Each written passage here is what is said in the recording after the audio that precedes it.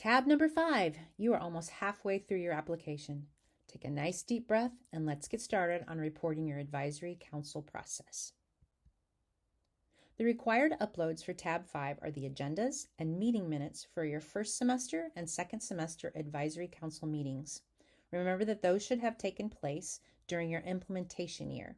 So if you are applying in October of 2022, you want your information from your meetings in the 21-22 school year. Your reports in Ramp Ready Module 16, steps 29 through 34 should match ASCA's templates, so you will be able to save each report as a PDF and upload to the appropriate place in your application on Tab 5. Remember to see our helpful tips for instructions or asks for support. You will also need to input the first name, last name, and role of each of your advisory council members.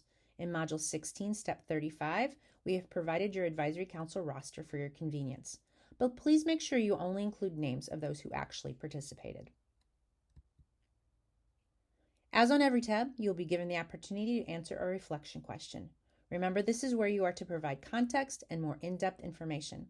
ASCA often requests very specific examples, so make sure you and your team can tell your story well so a RAMP reviewer has a clear picture of your work. Finally, you'll be given the option in every tab to upload supporting documentation. On Tab 5, as an example, you may consider uploading your PowerPoint or Google Slides that you shared with your advisory council. Consider anything that makes your application more robust. Give me a shout through phone or email if you need any assistance with Tab 5. I'm happy to help.